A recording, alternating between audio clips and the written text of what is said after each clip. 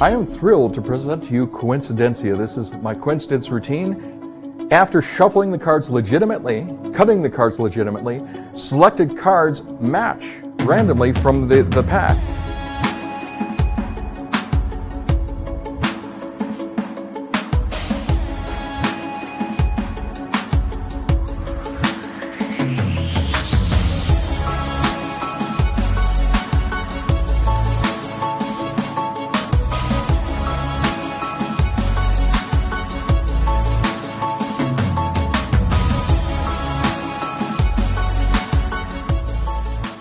You know there's an absolute danger when you play cards with Joshua. Did you know this?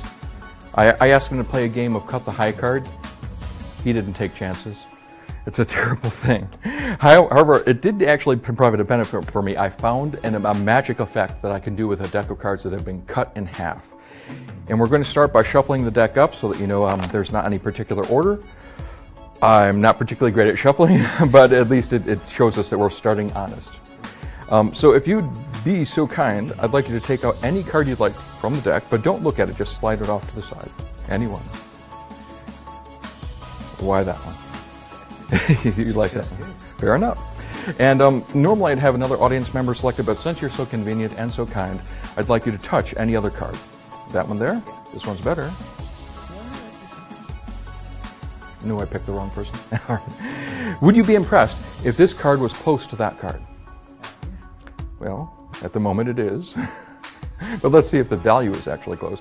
In this case, it happens to be a diamond, a number card, and a 9 of diamonds. Do you think you got close? I'm feeling kind of lucky. If I were you, I'd consider playing the lottery, because if you had selected a card even one card away, you'd end up on the Jack of Hearts. Maybe that was just a coincidence. So let's give it another try.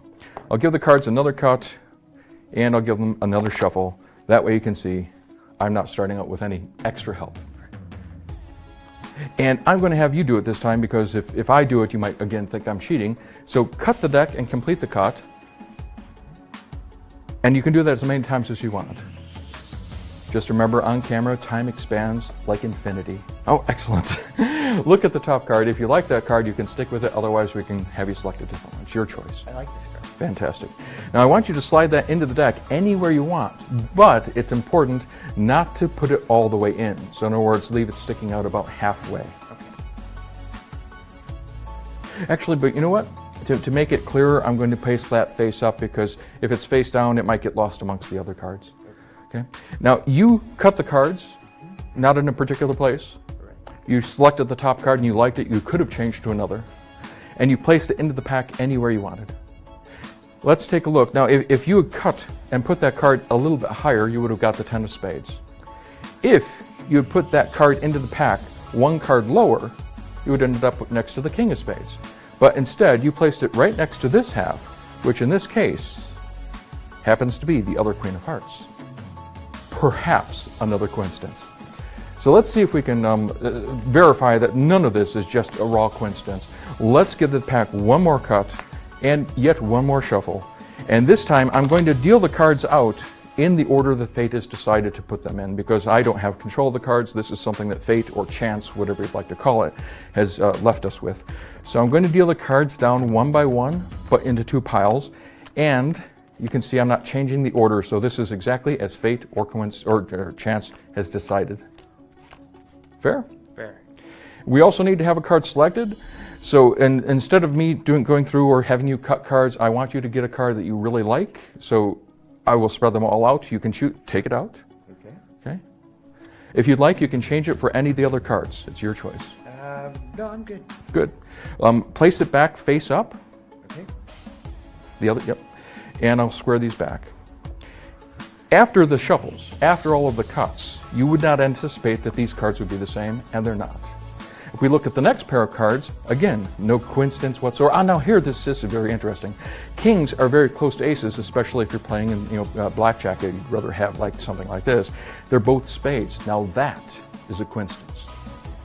We look. Now look, another set of spades, but not the same value. They're a little bit farther apart, so less of a coincidence. We look, oh, now two aces, but the wrong suits. We keep on going. You notice that sometimes there's a little bit of a coincidence, and sometimes none at all. But you ended up selecting the King of Hearts. You didn't want any of the other cards.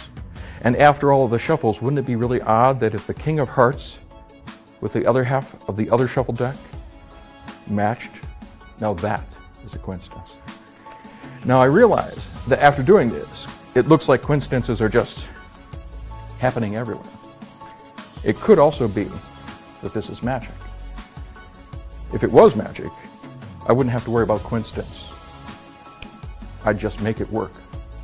After all of the shuffles, after all the cuts, magic would make these two cards match. So we have both B10s of diamonds.